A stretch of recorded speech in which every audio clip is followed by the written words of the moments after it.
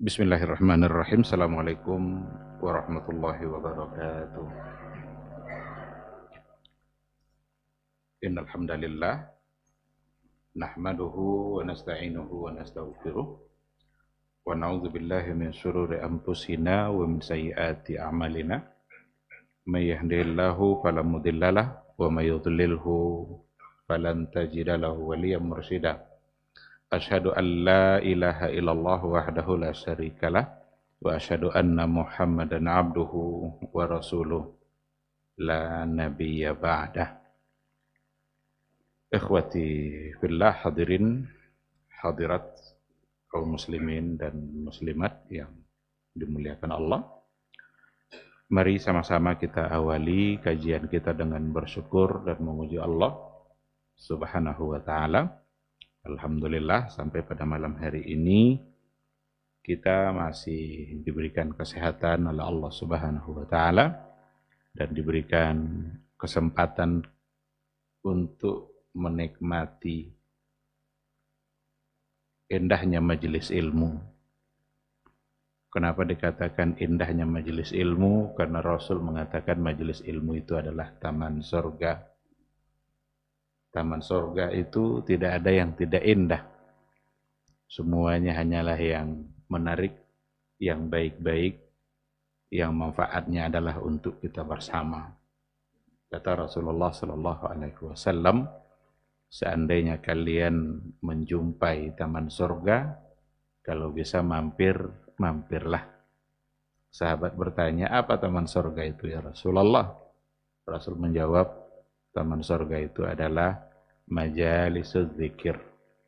Majalisuz zikir di sini artinya adalah majelis-majelis ilmu.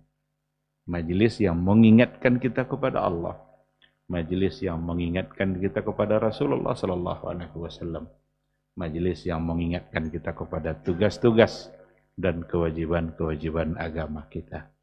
Mudah-mudahan keberadaan kita di majelis ilmu pada malam hari ini membuat kita bisa mendapatkan fadilah dan keutamaan yang sangat banyak yang telah disampaikan oleh Rasul kita yang mulia. Mendapatkan ketenangan jiwa, rahmat dan kasih sayang Allah, diberikan dan diucapkan doa-doa baik untuk kita oleh para malaikat. Bahkan ada hadis Nabi mengatakan, tidaklah seseorang meninggalkan rumahnya lalu dia melangkahkan kakinya ke rumah Allah, yang tentu saja tujuannya adalah untuk beribadah, kecuali orang itu akan mendapatkan 3 doa dari malaikat. Allahumma ighfir lahu warhamhu wa tub alaihi. Doa itu senantiasa diucapkan oleh malaikat selagi dia berada di dalam masjid. Sekarang alhamdulillah ibadah maghrib sudah kita tunaikan dan kita tidak meninggalkan rumah Allah sampai nanti selesai. Selama itu malaikat akan mendoakan kita, Allahumma ighfir lahu warhamhu wa tub alaihi. Ampuni dia, sayangi dia, dan terimalah taubatnya. Doa itu akan senantiasa kita dapatkan ma lam yuhdits au lam yu'zi, selama dia belum berhadas atau selama dia tidak mengganggu orang lain. Tidak lama dari maghrib sampai isya, itu tidak lama. Kalaupun kita pulang, apa yang mungkin kita lakukan? Baru nyampe rumah, dengar lagi azan. Jangan-jangan datang pula malasnya. Karena kalau sudah sampai ke rumah, balik lagi, itu bisa-bisa datang malasnya. Sekarang enggak. Ketaatan itu nampaknya memang dipaksakan. Kita harus memaksakan diri kita untuk taat kepada Allah Subhanahu wa taala. Dan salah satu dari kebaikan kita pada malam hari ini adalah duduk di majelis ilmu. Mudah-mudahan majelis kita diberkahi oleh Allah. Ikhwati fillah, salawat dan salam kita ucapkan untuk Nabi kita yang mulia Rasulullah sallallahu alaihi wasallam. Allahumma shalli ala Muhammad wa ala ali Muhammad. Mudah-mudahan kita benar-benar dimudahkan oleh Allah Subhanahu wa taala untuk mentauladaninya, untuk mentaati sunnah-sunnahnya, untuk tegar berada di atas hukum dan aturannya. Berat barangkali, tapi berjuanglah terus dan memohonlah kepada Allah agar kita dimudahkan. Tak ada satupun sunnah yang bisa kita laksanakan kecuali kalau seandainya Allah memudahkan kita untuk melakukannya. Sekecil apapun yang kita lakukan hanya bisa kalau memang itu dimudahkan oleh Allah. Mudah-mudahan kita istiqamah sampai akhir hayat nanti, sampai kematian menjemput kita, dan mudah-mudahan pula di hari mahsyar kita semua bisa mendapatkan syafaat dan pertolongan dari beliau. Amin, amin ya rabbal alamin. Ikhwati fillah, ma'asyiral hadirin wal hadirat, rahimani Allahu wa iyyakum. Setelah kita istirahat sejenak dari kajian akidah, dan alhamdulillah ba'da Ramadan sekarang kita dimudahkan kembali oleh Allah untuk memulainya, tentu saja dengan semangat yang baru setelah dicas sebulan penuh selama Ramadan. Kalau HP baterai low, nanti dicas penuh luar biasa. Sekarang baterainya sedang full ini. Mudah-mudahan. Low lah balik. Kalau seandainya low balik, tidak masalah lah. Karena kata Nabi pun sa'atan. Ada Hanzalah nanya kepada Rasul, ya Rasulullah, kalau kami di masjid, kalau kami bersama kamu ya Rasulullah, ini iman ini luar biasa kuat. Rasa-rasa udah masuk surga aja. Tapi kalau sudah berpisah dengan kamu, sudah keluar dari masjid, ketemu dengan anak, ketemu dengan istri, ketemu dengan pekerjaan, iman kami melemah ya Rasul. Apa jawaban Nabi? Sa'atan. Ya Hanzalah, sa'atan. Ada saatnya memang kita harus memperkuat iman kita, dan terkadang ada pula saatnya iman itu memang melemah. Dan itulah ciri-ciri dari iman manusia yang diyakini oleh ulama salaf, bahwa iman manusia itu ciri-cirinya adalah yazidu wa yanqus, bisa bertambah dan bisa berkurang. Yazidu bi ta'ah wa yanqusu bil ma'siyah, bertambah dengan ketaatan dan berkurang pula iman kita dengan kemaksiatan yang dilakukan. Itulah sebabnya Rasulullah SAW selalu menyuruh kita untuk senantiasa bersama-sama dengan ar-rufqatus salihah, bersama dengan orang-orang yang saleh, orang-orang yang baik, agar kalau hati cenderung untuk berbuat hal-hal yang tidak baik, kalau bersama kita ada teman yang saleh, teman yang baik, insya Allah dia akan bisa menjadi penghalang keinginan kita untuk berbuat tidak baik itu. Kok tiba malih pe masaji, kawan awak orang rajin, tentu setidak dibawa dia, awak ikut semuanya. Inya pe awak tinggal lah mungkin kan. Nah maka itulah kehidupan umat manusia, dan disitulah juga ujian bagi iman kita. Tidak ada iman yang tidak diuji oleh Allah Subhanahu wa taala. Mudah-mudahan iman kita selalu bertambah insyaallah. Baik, alhamdulillah kita akan memulai kembali kajian akidah. Dulu kita sudah sampaikan di awal pertemuan akidah kita bahwa secara garis besar para ulama untuk memudahkan kita di dalam memahami akidah itu sendiri, memahami tauhid, maka para ulama membaginya kepada 3. Ada yang namanya rububiyah, ada yang namanya uluhiyah, dan ada yang namanya tauhidul asma was sifat. Jadi kita mentauhidkan Allah itu dalam hal apa? Dalam yang 3 ini. Ini 3 ini bukanlah perkara baru. Karena banyak subuhat yang bisa kita dengar dan kita baca. Ada yang menyampaikan. Itu pembagian tauhid yang 3 itu katanya bid'ah dalam akidah. Itu buatan Syekhul Islam Ibn Taimiyah. Apalagi orang mengatakan itu tuh benci pula sama Ibnu Taimiyah.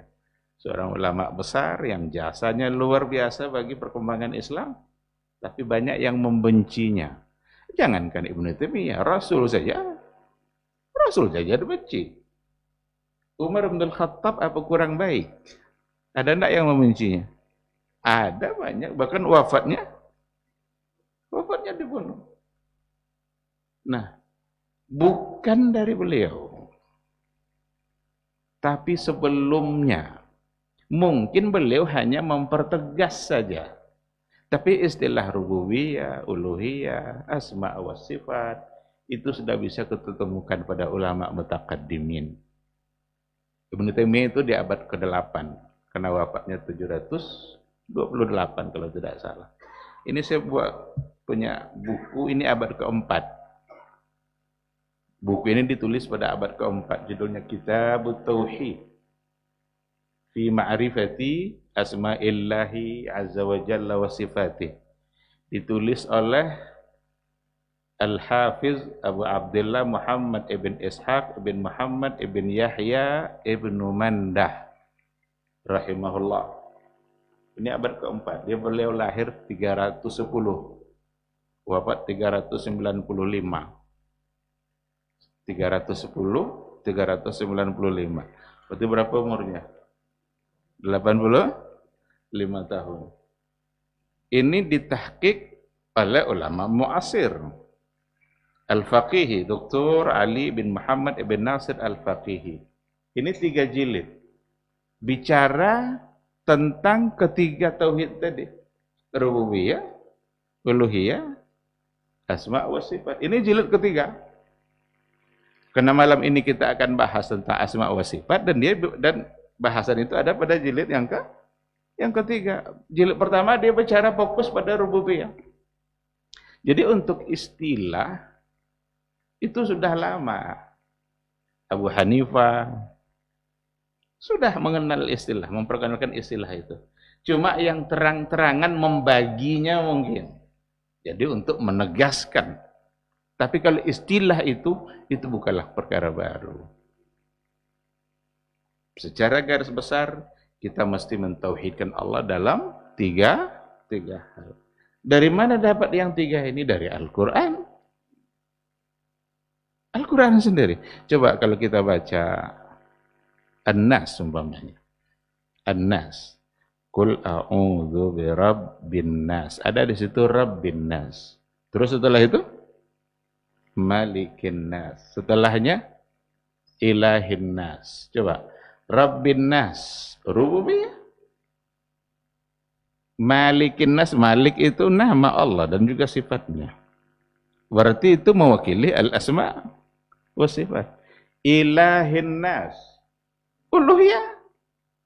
Sama enggak kira-kira makna Rabbin nas dengan ilahin nas? Pasti enggak sama, pasti beda. Al-Quran mengulang-ulang itu di situ pasti akan ada perbedaannya. Maka ketika dikatakan Rabbin nas, ada ilahin nas. Rabbin nas berarti pada rububiyah. Ilahin nas berarti pada uluhiyah. Malikin nas itu salah satu dari nama dan sifat Allah. Dari itu saja sudah kita ketahui itu. Ada yang namanya uluhiyah yang harus kita tauhidkan Allah. Ada yang rububiyah yang juga harus kita tauhidkan Allah padanya. Dan ada juga pada asma wa sifat.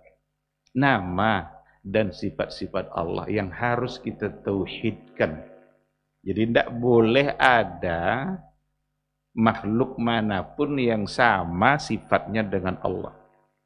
Maka Allah harus dinafikan dari semua kesamaan itu. Tidak ada yang sama. Dan tidak mungkin sama. Allah dalam ayat-ayatnya menerangkan ketidaksamaan itu. Apa contohnya? Laisa kamitslihi syai'un. Tidak ada satupun yang serupa dengan Allah. Walam yakul lahu kufuwan ahad. Tidak ada satupun yang setara dengan Allah. Walillahil matsalul a'la. Tidak ada yang bisa dimisalkan dengan Allah Subhanahu wa taala. Karena dialah yang maha tinggi. Tidak ada yang akan bisa disemisalkan dengan Allah Subhanahu wa taala. Harus disucikan dari semua bentuk keserupaan.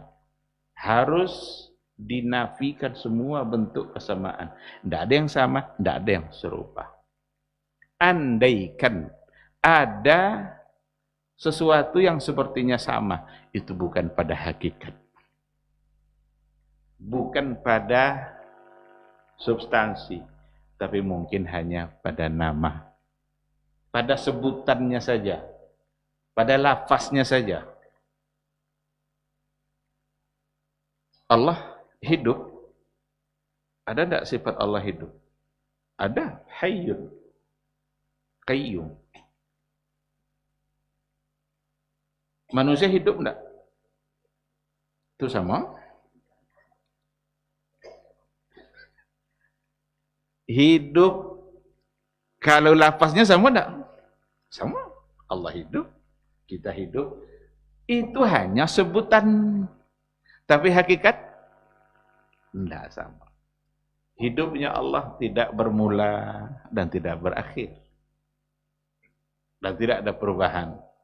Manusia bermula, berakhir, dan dalam menjalani kehidupan banyak berubah-ubah. Itulah contoh tadi, sesak enggak. Copik aja jalan sekenek maka sesak enggak. Kalau lambek jalan, yang sesak enggak dengan awak.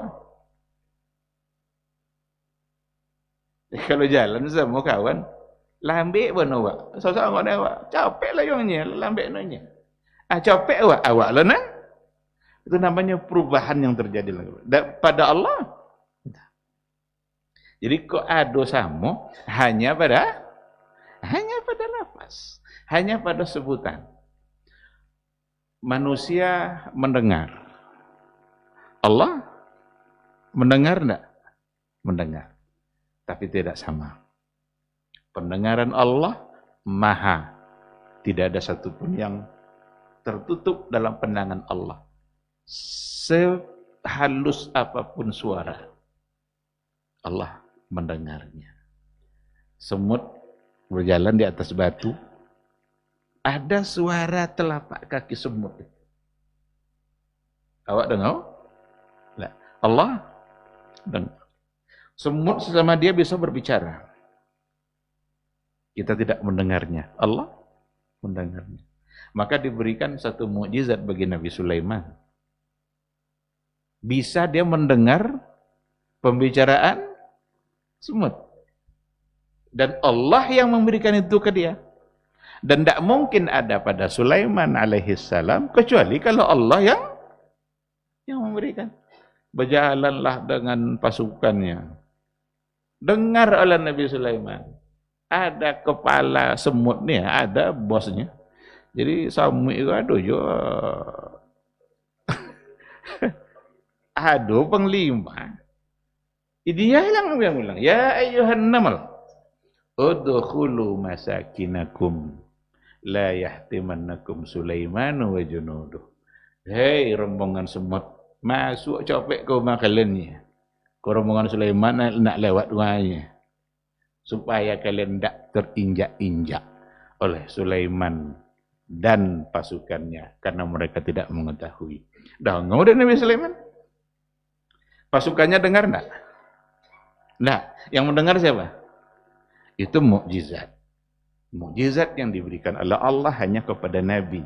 Maka istilah mukjizat jangan sembarang pakai. Mukjizat itu hanya istilah sesuatu yang luar biasa yang diberikan kepada Nabi dan Rasul. Selain itu tidak ada mukjizat. Ya dulu kadang sekenek-kenek mukjizat. Ada yang aneh kan ende mukjizat kan. Ada entang baca entang dongong so. Gol Ronaldo nyop cendoko bola masuk gol. Itu gol mukjizat. Ronaldo lah. Jadi istilah mukjizat itu hanya untuk Rasul, untuk Nabi. Dan hanya Allah yang memberikan. Nah begitulah. Allah mendengar, kita mendengar, tidak sama. Allah hidup, kita hidup, tapi tidak sama. Allah melihat, kita melihat, tapi tidak sama. Maka tidak ada kesamaan sama sekali. Kalaupun ada sebutan, sebatas sebutan. Maka disitulah nanti tauhidul asma'i was sifat. Kita harus mentauhidkan Allah. Nah, inilah secara garis besar. Tauhid pada rububiyah, tauhid pada uluhiyah, tauhid pada asma' was sifat. Rububiyah, uluhiyah, saya kira sudah beberapa pertemuan sebelum Ramadan dulu kita bahas. Maka untuk malam hari ini kita akan fokus pada menyempurnakan yang sudah kita bahas. Berarti kita coba melirik pada tauhid al-asma was sifat.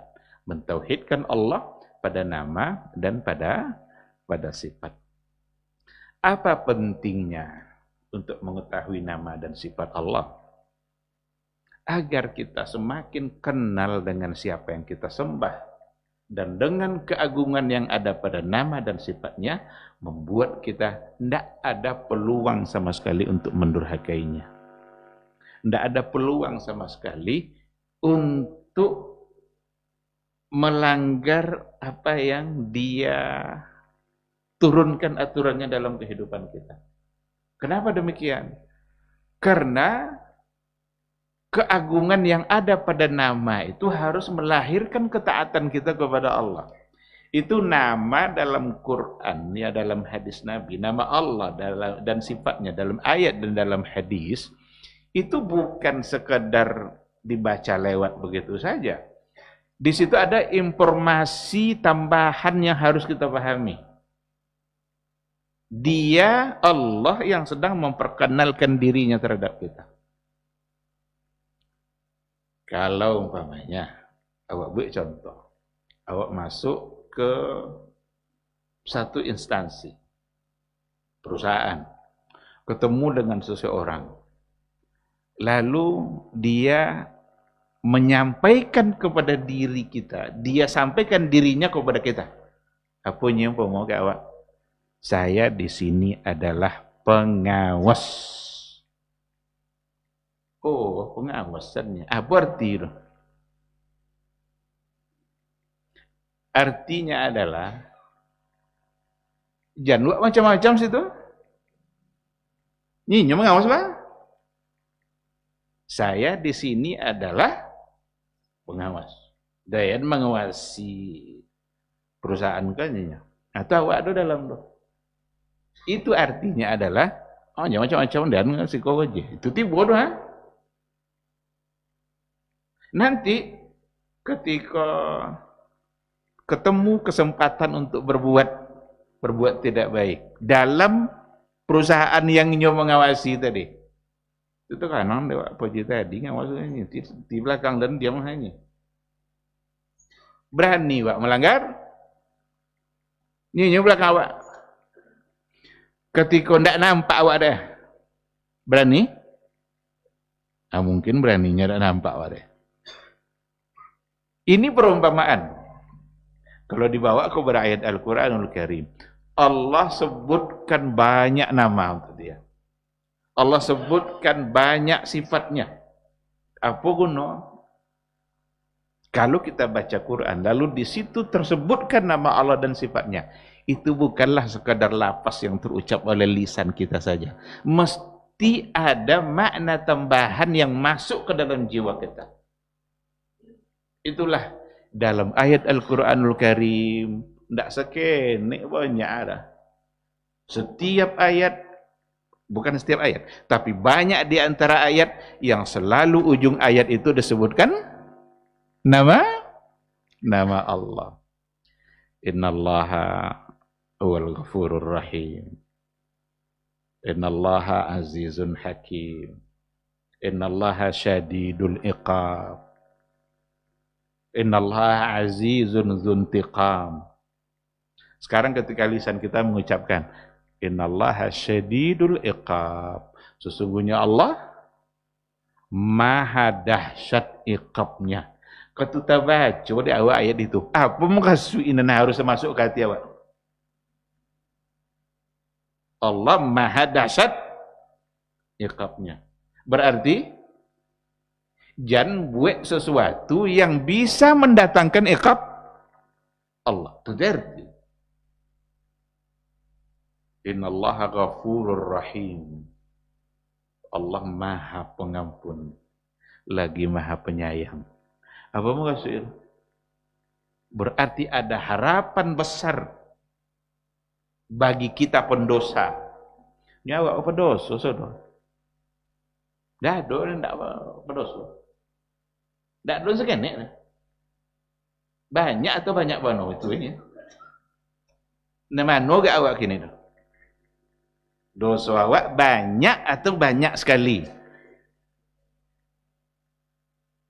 Tapi ketika kita baca ayat Ghafurur Rahim, Maha Pengampun, di situ ada harapan besar.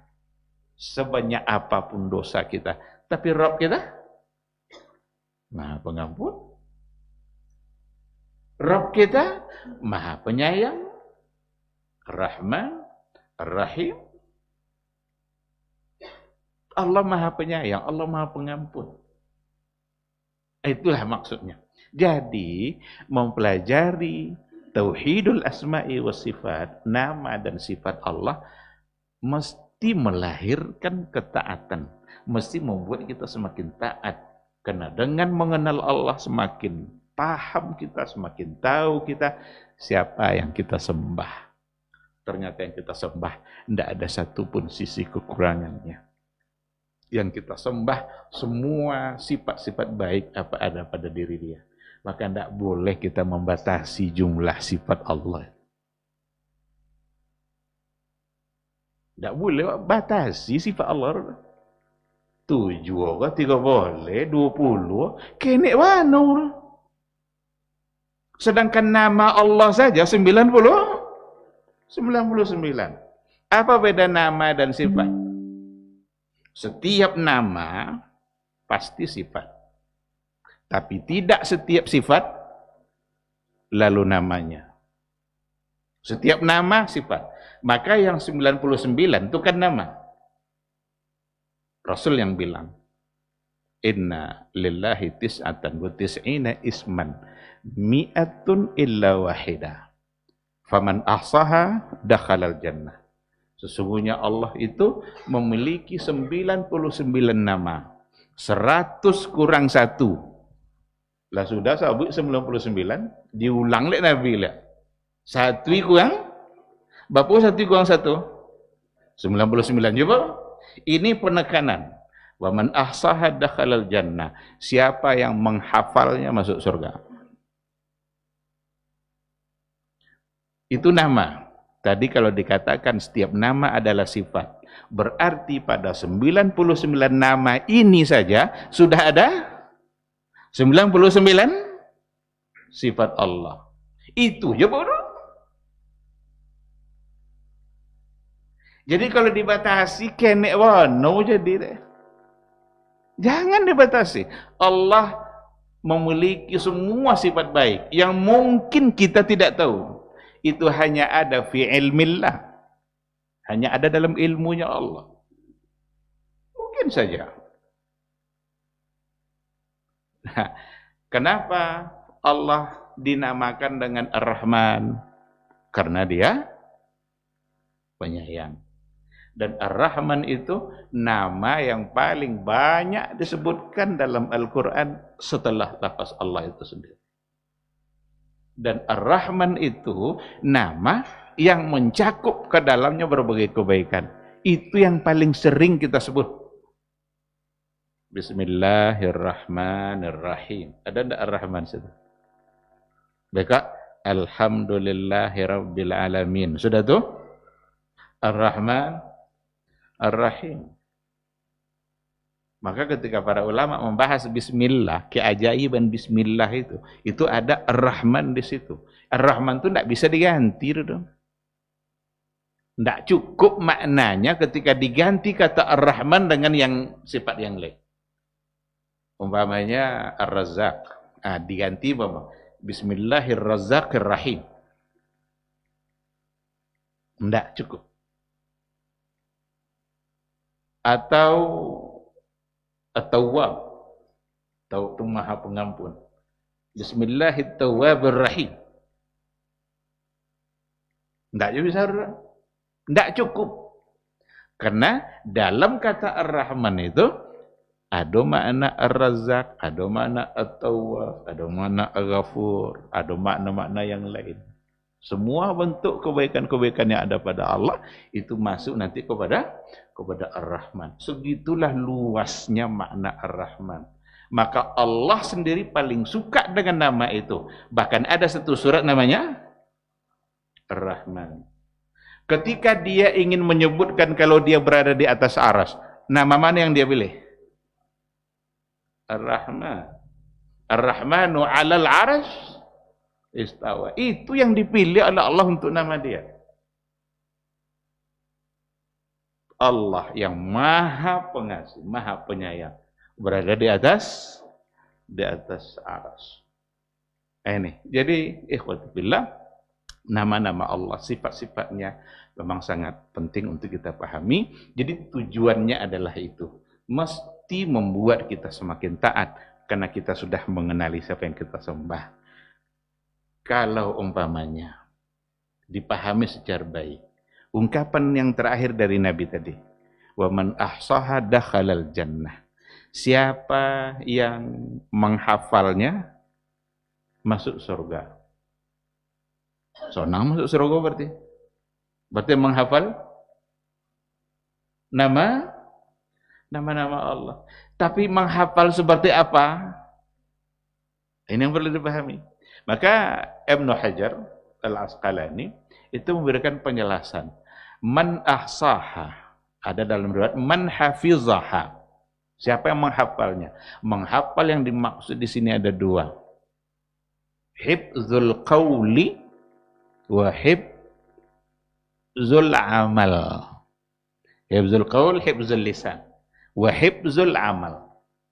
Siapa yang menghafalnya, menghafal dalam dua hal. Hafal sebutannya, namanya, secara ungkapan, hafal pula pengamalannya, makna yang terkandung di dalamnya. Itu yang masuk surga. Apa contoh? Allah punya nama Basir. Maha melihat. Berarti sifatnya melihat. Allah bisa melihat apa saja. Tidak ada satupun yang tertutup dalam pandangannya Allah Subhanahu wa taala. Berlapis-lapis tembok kita buat, Allah pasti bisa melihatnya. Tapi kalau manusia ada keterbatasan. Jauh enggak nampak. Ini botol ini kenapa bisa nampak? Karena dekat. Coba bawa jauh-jauh ya. Jauh sampai sebalik jalan kan, tak nampak. Atau di doket bono ke matur.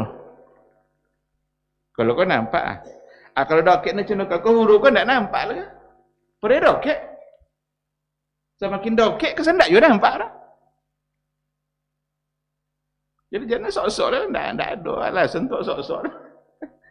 Banyak kurang, tapi Allah bisa melihat. Sekarang apa makna hifzul qaul wa hifzul amal? Kita hafal sebutannya, kita tahu kalau Allah itu basir. Sekarang pengamalannya, setiap kali kaki kita ingin melangkah ke tempat maksiat, ingat kita kalau Allah basir.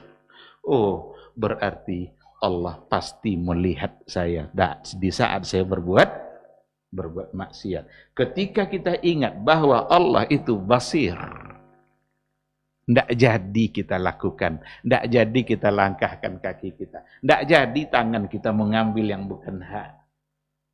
Karena kita ingat bahwa Allah basir. Itu hifzul amal namun.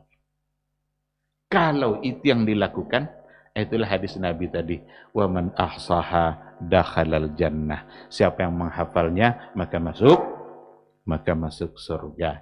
Jadi bukan menghafal secara lisan. Kalau menghafal secara lisan saja, banyak tim-tim nasyid yang hafal itu. Ada tim-tim nasyid hafal di Asmaul Husna itu kan, disebutnya sampai selesai. Tetapi Bukan itu yang dimaksud.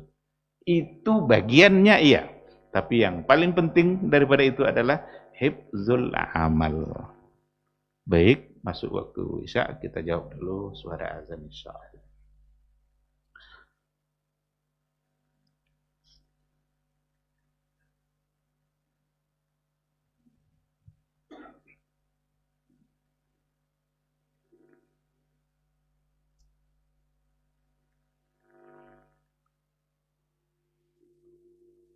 Allahu Akbar,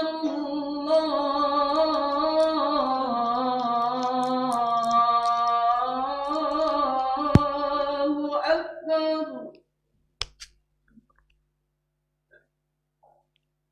Allahu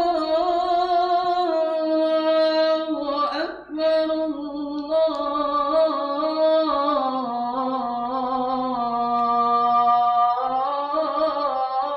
Allahu Akbar.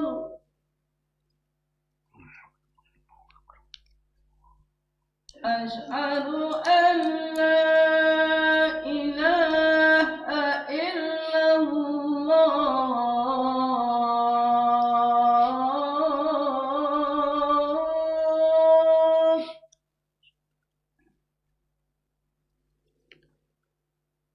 Asyhadu an la ilaha illallah.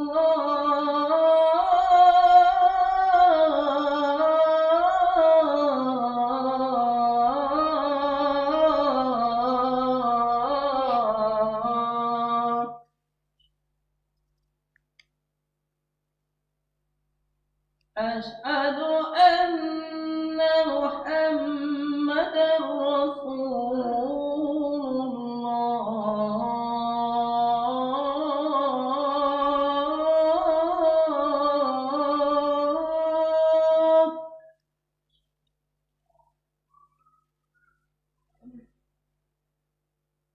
Asyhadu anna Muhammadar Rasulullah.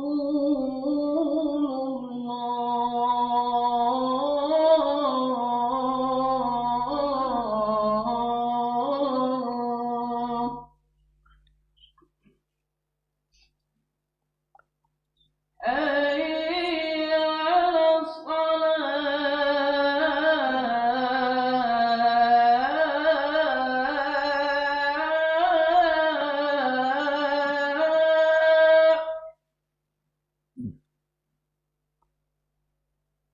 Hayya 'alas salah. Hayya 'alal falah.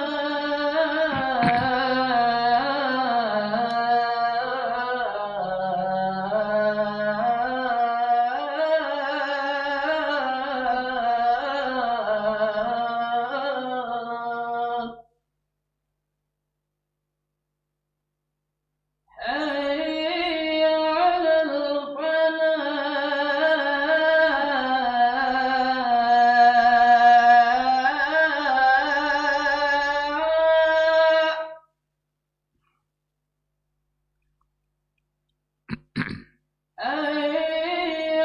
'alal falah.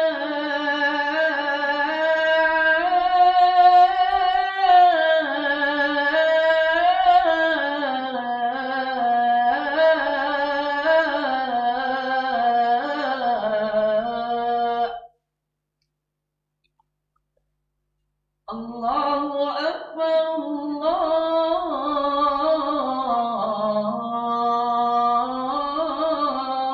Allahu Akbar. La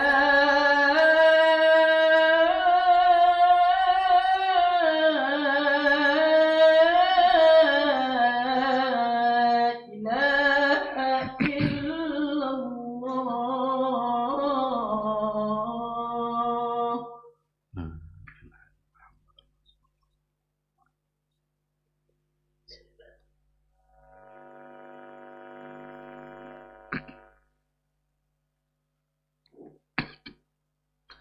Bismillahirrahmanirrahim. Alhamdulillah. Wassalatu wassalamu ala Rasulillah wa ala alihi wa sahbihi wa mawala. Ikhwati fillah, ma'asyiral hadirin wal hadirat. rahimani Allahu wa iyyakum. Insyaallah nanti kita akan bertanya jawab, tapi saya tambah sedikit materi kita. Dan ini sebagai muqaddimah dari materi tauhid al-asma wa sifat. Begitulah pentingnya. Nanti tentu saja pada pertemuan yang berikutnya akan kita kembangkan seperti apa dan bagaimana.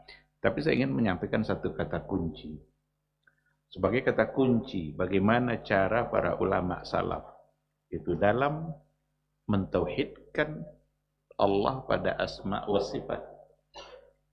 Bagaimana cara mereka di dalam mengenali Allah, mengenali sifatnya, mengenali namanya. Maka Ibnu Mandah pada jilid yang ketiga ini memulai dari kata kunci itu. Kata kunci pada tauhidul asma'i wa sifat itu adalah bahwa sesungguhnya kita hanya bisa mensifati Allah kama wasafa bihi nafsahu fil Qur'an wa kama akhbara bihi rasuluhu fis sunnah. Ini kata kunci. Kita hanya bisa mensifati Allah. Allah itu sifatnya ini, Allah itu tidak begini, Allah begitu. Itu tuh dari mana? Hanya bisa kama wasafa bihi nafsahu fil Qur'an. Sebagaimana yang dia sendiri telah mensifati dirinya dalam Al-Quran. Wa kama akhbara biha rasuluhu fis sunnah, dan sebagaimana yang telah diberitakan, disampaikan pula oleh rasulnya pada hadis atau pada sunnahnya. Ini kata kunci. Ke depan ini akan kita kembangkan dan kita buktikan dengan contoh-contoh yang beliau sampaikan. Ini panjang sekali. Satu jilid dia bicara tak semua sifat. Kalau kemarin uluhiyah, rububiyah, barangkali kita ambil 2 pertemuan, 3 pertemuan. Kalau ini satu jilid ini kapan kita mau menyelesaikan? Jadi kata kuncinya, sifat Allah, kita mengenal Allah dengan cara apa? Dengan cara apa yang telah Allah kenalkan sendiri tentang dirinya dalam Quran. Dan apa pula yang telah diperkenalkan oleh nabinya. Berarti sumbernya pada asma wa sifat itu Al-Quran, sunnah. Al-Quran sebagai kalam Allah, tentu ya malah yang paling topik untuk mengenali seseorang ketika dia sendiri yang memperkenalkan. Tidak mungkin nak tolak dong. Pidato mau bupati sika diperkenalkan deh. Nama saya ini, saya berasal dari ini. Itu mungkin tidak awak di bawah, tidak itu rodanya. Bisa? Tidak mungkin. Jadi yang paling tepat untuk mengenali seseorang adalah melalui ungkapan dia sendiri. Ketika dia memperkenalkan. Itu yang paling tepat. Yang kedua, kalau diperkenalkan oleh utusan resmi dia, berarti berhalangan datang. Tapi yang datang utusan, disampaikan utusan tadi. Sebelum dimulai saya perkenalkan dulu bupati kitanya. Ini asalnya ini, umurnya segini. Mungkin tidak awak bawa, tidak ada nyawa. Mungkin dia keutusan ini. Maka untuk mengenali Allah, pertama sekali melalui ungkapannya dalam Quran. Apa nyinyo tentang inyo? Itu yang wajib wa imani. Yang kedua, apa pula yang disampaikan oleh Rasulnya? Rasul di sini siapa maksudnya? Nabi Muhammad sallallahu alaihi wasallam.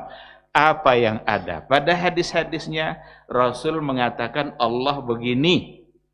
Wajib kita imani. Nyo utusan nyo. Kata Rasul, ke contoh hanya dosuk sampaikan suruh. Kata Rasul, Rabbuna yanzilu ila sama'id dunya fi thuluthil lailil akhir. Rabb kita turun ke langit dunia setiap sepertiga terakhir. Lalu Allah akan mengabulkan doa siapa saja yang berdoa. Akan memohon, akan mengampuni siapa saja yang minta ampun. Akan menerima taubat siapa saja yang bertaubat. Kok Rasul menyampaikan doa? Dan hadisnya sahih. Mungkin tak wak sabu. Ndak inyo tu undudonya apa mau? Mungkin? Ndak mungkinnya Nabi-nya Bu Irma. Yanzilu Rabbuna. Rabb kita turun dan hadisnya sahih. Ndak mungkin lagi kita untuk memperdebat-debatkan. Iyo ndak inyo yang turun. Oh janjian ndak inyo. Mungkin yang turun adalah rahmatnya. Ini banyak orang berdebatkan tuh. Kalau rahmat yang turun itu sampai langit, sampai situ ya, tidak sampai ke bawah. Kalau diartikan rahmat, yang turun bukan Allah, tapi rahmatnya, berarti tidak sampai ke bumi, kata orang. Padahal setiap saat kita mengharapkan turunnya rahmat Allah Subhanahu wa Ta'ala. Atau yang turun malaikatnya. Ada enggak kira-kira di antara sahabat yang meyakini bahwa yang turun tadi itu malaikat, bukan Allah? Tidak ada. Maka sumber, seperti yang dikatakan oleh Ibnu Mandah, untuk mengenali nama dan sifat Allah, sumbernya Al-Quran dan Sunnah Nabi. Apa yang Allah sampaikan untuk dirinya dalam Quran, itu yang wajib kita imani. Dan apa yang disampaikan oleh Rasulnya, dalam hadis-hadisnya, dalam sunnah-sunnahnya, itu pula yang wajib kita terima. Adapun pendapat-pendapat yang lain, jika tidak bersumber kepada Quran Sunnah, berarti tidak apa-apa, tidak timur. Karena jangan-jangan membuat kita bisa menolak apa yang ada dalam Quran dan apa yang ada pada hadis Nabi. Beliau menyampaikan itu karena ingin membantah ahlul kalam, yang mereka dalam mengenali Allah lebih mengedepankan akalnya daripada nas. Kayaknya ayatnya, kayaknya akalnya. Akal dulu ndak. Kayaknya hadis sahih hadis, tapi ndak sesuai juga akal dah. Ndak temor, akal yang didahulukan. Kadang ada riwayat-riwayat tapi tidak sahih. Ada dinisbatkan kepada Imam Malik. Imam Malik dinisbatkan kepadanya satu riwayat bahwa dia mengatakan bahwa yang turun itu bukan Allah tapi rahmatnya. Setelah dicek riwayat itu, ternyata riwayatnya tidak benar karena datang dari orang yang majhul dan datang dari orang-orang Syiah. Banyak ya hadis-hadis palsu yang dibuat dari Syiah. Kelompok yang paling banyak dustanya dan yang paling banyak hadis palsunya adalah Syiah. Nah, itu bapak nak menemo.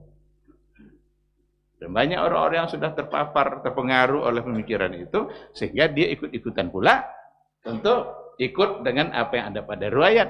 Padahal sesungguhnya riwayatnya tidak benar. Nah, kata Ibnu Manda, yang tadi itu, Quran dan Sunnah tadi itu, naqalahal khalafu anis salaf karnan ba'da karnin. Min ladun sahabati wa tabi'in ila asrina hadha. Cara berakidah, cara mengenal Allah dengan cara yang dua tadi, itulah yang turun-temurun dari generasi ke generasi. Yang khalaf mengambil dari salaf. Dan mereka mengambil dari as-sahabati wa tabi'in. Dari sahabat dan dari tabi'in ila asrina hadha. Sampai pada masa kita sekarang ini, ala sabili isbatis sifat, dengan mengisbatkan sifat-sifat itu secara kesemuanya, wal imanu bihi wat taslim, diimani dan diterima apa yang telah dikhabarkan oleh Allah dalam Al-Quran dan dijelaskan oleh Nabi pada hadisnya, ma'ajtina bit ta'wili wal juhud. Jadi diterima, diimani, dan menjauhkan diri mereka dari ta'wil wal juhud. Juhud itu menentang, menolaknya. Jadi Generasi sahabat, generasi tabi'in, generasi salaf yang diajarkan dulu oleh Nabi, karena sahabat kan gurunya Nabi langsung. Nabi guru sahabat dalam berakidah itu. Yang diajarkan beliau mengimaninya, wa taslim, terima, ma'ajtina bit ta'wili wal juhud. Jauh dari ta'wil, jauh dari penolakan, wa tarkit tamsili wa takyif, dan mereka juga meninggalkan tamsil dan takyif. Tamsil itu memisalkannya, menyamakannya. Takyif mencari-cari seperti apa. Jauh. Sahabat tidak pernah mencari tahu tentang bagaimana Allah turun. Tidak pernah. Mereka hanya mengimaninya saja. Karena Nabi menyampaikannya dan hadisnya sahih. Kenapa mereka tidak cari-cari bagaimananya? Karena itu bukan domainnya akal lagi. Caranya hanya Allah yang tahu. Seperti apa dia turun? Seperti apa dia berada di atas aras? Jangan dicoba-coba cari. Karena Nabi tidak pernah menyampaikan. Seperti apa kalamnya Allah? Seperti apa Allah berbicara? Kalau kita berbicara,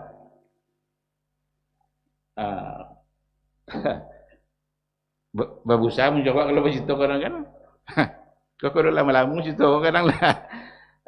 Itu manusia, itu makhluk. Tapi Allah nggak ada kita tahu kaifnya. Nabi tidak pernah mengajar. Ini persoalan gaib yang tidak mungkin kita ketahui kecuali melalui wahyu. Dan wahyu tidak ada menjelaskan itu. Jadi perkara gaib tidak mungkin dipahami oleh akal. Tidak mungkin dipahami oleh akal masalah gaib. Yang gaib hanya bisa dipahami pakai wahyu. Itulah yang ilmu. Ilmu itu kan sesuatu yang yakin. Kalau akal ini zon semuanya. Kalau ilmu, wahyu itu baru yakin. Nah, ketika Allah mengatakan siapa dia, bagaimana dia, apa yang dia lakukan, tidak ada alasan kita untuk mengatakan tidak. Tidak ada alasan kita untuk dia tidak begitu. Hanya karena seolah-olah nanti Allah sama dengan makhluk. Orang-orang Mu'tazilah menolak Allah punya sifat kalam. Orang Mu'tazilah. Kenapa dia tolak? Nyata bayang ndak inyo bacito. Terbayang oleh dia yang sedang berbicara. Mustahil Allah seperti itu. Padahal Al-Quran mengatakan wa kallamallahu Musa taklima. Allah berbicara dengan Musa, benar-benar berbicara. Maka digelarlah Musa itu dengan kalimullah. Nabi yang mendapatkan wahyu. Langsung Allah yang berbicara hanya Musa. Maka namanya kalimullah. Kalau Nabi Muhammad dapat wahyu melalui Jibril. Kalau Nabi Musa, Allah yang langsung. Innani anallah. La ilaha illa ana fa'budni. Sesungguhnya saya ini adalah Allah. Tidak ada yang pantas disembah kecuali saya. Fa'budni. Sembahlah saya saja. Wa aqimis salata lidzikri. Dan dirikanlah salat untuk mengingatku. Dengan ayat itu didengarkan, oleh Nabi Musa, resmilah dia menjadi rasul. Maka namanya kalimullah. Orang-orang Mu'tazilah menolak. Tidak ada dia. Kalam Allah. Maka bagi orang-orang Mu'tazilah, kalam Allah itu bukanlah Al-Quran itu bukanlah kalam Allah. Tapi ibarah an kalamillah. Itu sesuatu yang diungkapkan dari kalam Allah. Karena kalam Allah tidak ada huruf dan tidak ada suara. Kalau tidak ada huruf, tidak ada suara. Kalam nomor.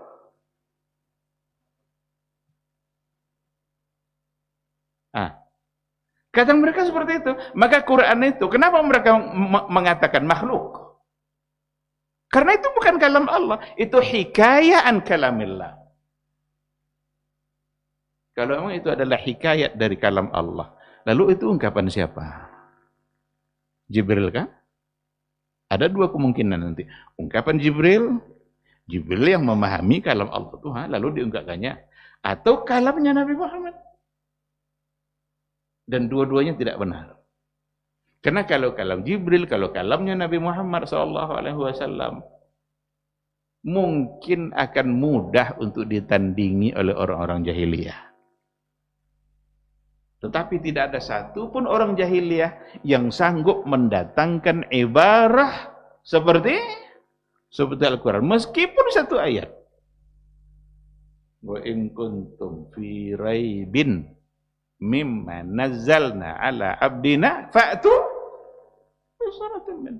Tantangan ini kenapa ada? Karena yang turun itu kalam Allah. Kalaulah itu kalamnya Nabi Muhammad atau Nabi Muhammad yang mengungkapkan, jadilah dia Al-Quran umpamanya. Orang-orang jahiliyah dulu jauh lebih hebat dalam berbahasa Arab, dalam bersyair daripada Rasulullah sallallahu alaihi wasallam. Tetapi tak satu pun yang bisa mendatangkan seperti Al-Quran. Nah, oleh karena itu ketika Allah mengatakan bahwa dia berbicara dengan Musa, apa kewajiban kita? Imani. Perlukah kita cari seperti apa? Tidak perlu. Itu bukan lagi domainnya akal kita, karena nggak mungkin kita mendapatkan jawabannya. Dan kesempurnaan iman kita bukan dan mengetahui cara. Kalaulah kesempurnaan iman dengan mengetahui cara tadi, tidak ada yang akan sampai pada tingkat sempurna. Karena kita tidak dituntut untuk seperti itu. Yang dituntut hanyalah mengimani apa yang disampaikan oleh Allah dalam Qur'annya dan oleh Rasulnya. Duduk Rasul bersama para sahabat di bulan purnama. Malam. Nampak bulan purnama. Nampak ada kalian bulan purnama itu ya Nabi. Nampak aja. Apa kata Rasul? Satarawna rabbakum. Kalian akan memandang kepada Rabb kalian di surga kelak. Kama tarawnal qamar lailatal badr. Sebagaimana kalian melihat kepada bulan itu di malam bulan purnama. Apa yang harus kita imani di sini? Bahwa nanti di akhirat orang beriman akan melihat. Berarti Allah bisa dilihat. Yang nyabui Rasul As-Sadiqul Masduq. Ada kelompok-kelompok aliran-aliran nanti. Ndak Allah nanti tengok rodanya. Melihat itu maksudnya bukanlah melihat kepada Allah, tapi intizarus sawab, menunggu balasan, menunggu pahala. Siapanya Bu? Inyo aja ya. Adakah dari Nabi keterangan itu? Tidak ada. Adakah dari sahabat? Tidak. Tinyo aja mbak. Tak cadik-cadik nomor. Boleh diikuti? Tidak. Yang diikuti siapa? Nabi. Begitu dipahami oleh para sahabat dan oleh para tabi'in. Nah, jadi sebagai kata kunci adalah mengimani sifat dan nama Allah melalui apa yang ada dalam Quran, melalui apa yang ada pada hadis, isbat bila ta'wilin wala juhudin wala takyifin wala tamsil. Tidak boleh ditakwilkan, karena kalau ditakwilkan nanti berarti kita sudah tergambar di situ kalau kita sudah tidak lagi mengimani itu, tapi mengimani takwilnya. Mengimani takwilnya. Padahal Nabi tidak pernah mentakwil. Nah, maka nanti ada banyak penjelasan, semua akan didukung oleh ayat-ayat Al-Quran, oleh hadis-hadis Nabi. Maka saya sengaja membawa buku referensinya. Beliau jangan disabui kok pandai-pandai inyonya dunia. Sampai dojongnya Bu. Ketika disebarkan apa yang sampaikan, yang menyampaikan tidak pandai uji kitab ini. Tidak biar guru nahu kau tidak darun. Nah, Jadi ada referensinya, semua terang. Ada ayatnya, ada hadisnya, ada pendapat para ulama salaf tentang ayat dan hadis itu. Kalau ada nanti dalil dalam pentakwilan, ambil.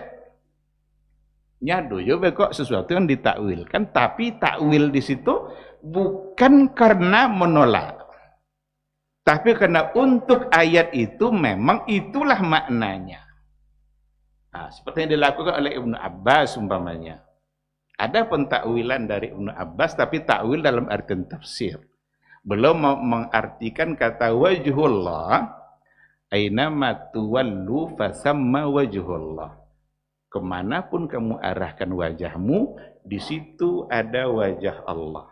Imam At-Tabari itu menyebutkan satu riwayat, ada datang dari Ibnu Abbas, beliau mengartikan di situ kiblatullah.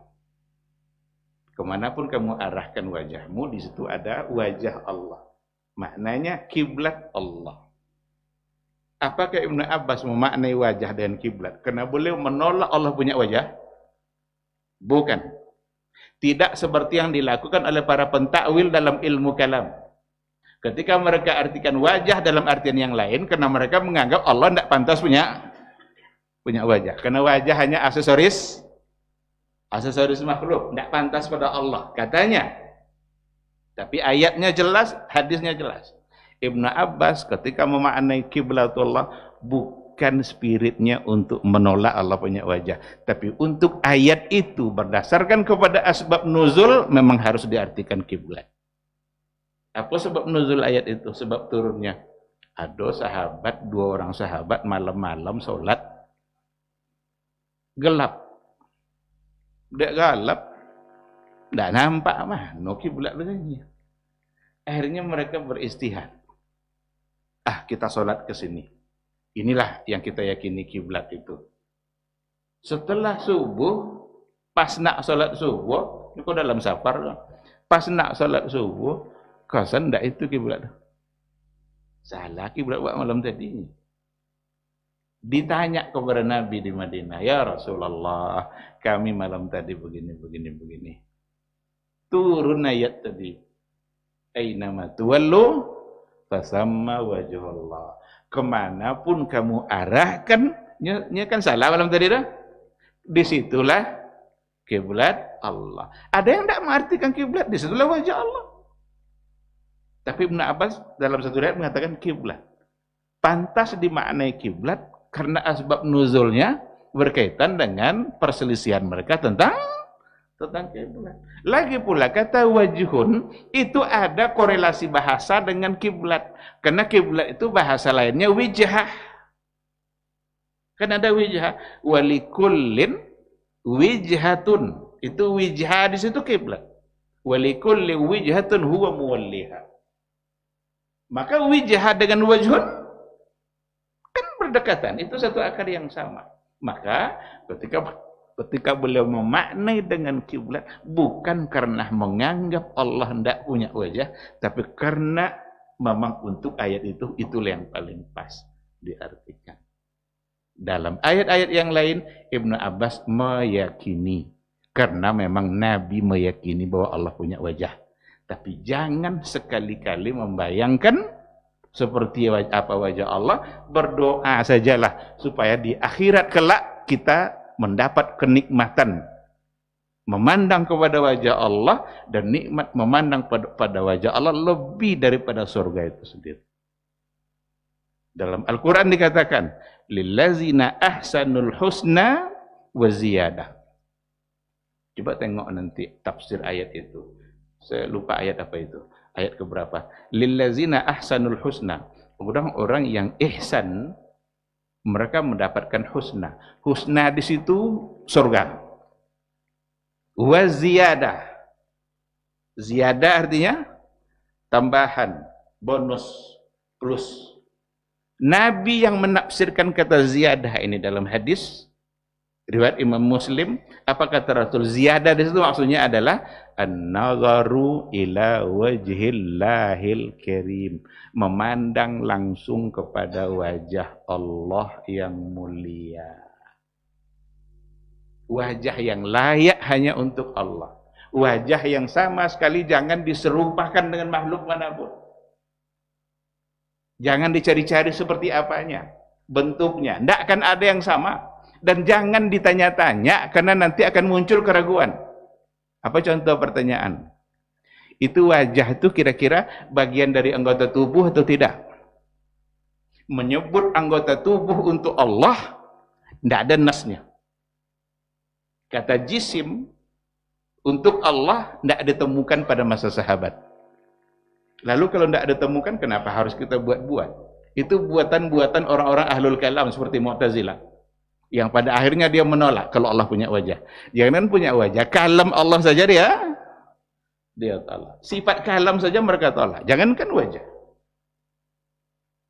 Tapi Nabi sendiri dalam doanya meyakini, sangat yakin kalau Allah punya wajah. Apa buktinya? Ada doa Nabi yang sering dia ucapkan. Apa doa Nabi? Allahumma inni as'aluka lazzatan nazari ila wajhikal kirim. Ya Allah, aku memohon kepadamu, izinkan saya di akhirat kelak menikmati, memandang kepada wajahmu yang sangat mulia. Kira-kira ketika Nabi berdoa itu, Nabi yakin tak Allah punya wajah? Tidak ada tuh pernah pentakwilannya dari Nabi bahwa wajah bukan wajah, wajah tuh ini, wajah tuh bagian dari anggota tubuh. Tidak ada. Tapi dia beriman, sahabat mengimaninya, bila takyifin wala tamsilin wala tasbih. Jangan ditakwil, jangan diserupakan, jangan diseumpamakan. Pokoknya jangan. Karena itu hanya ada pada Allah dan hanya Allah yang tahu.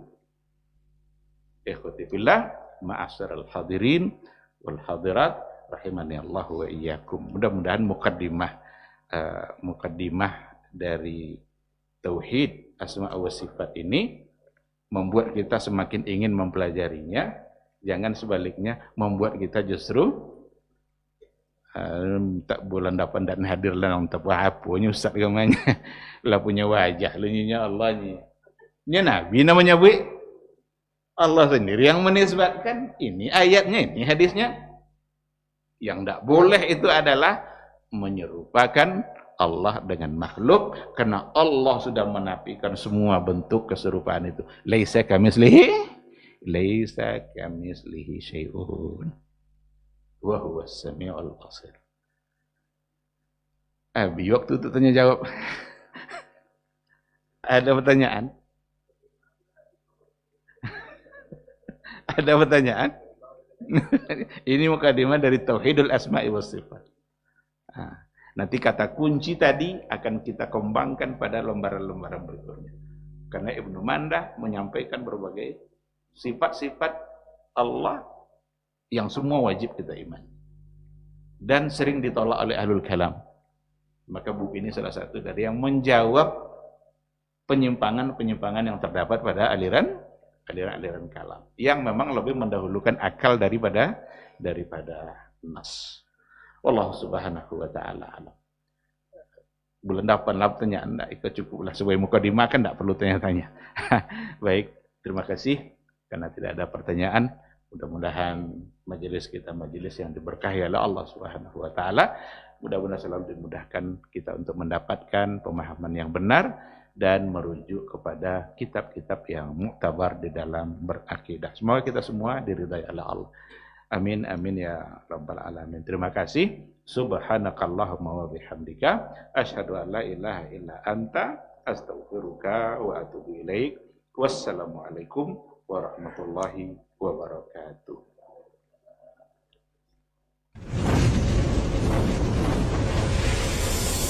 Baba TV Sunnah, belajar agama baru alim.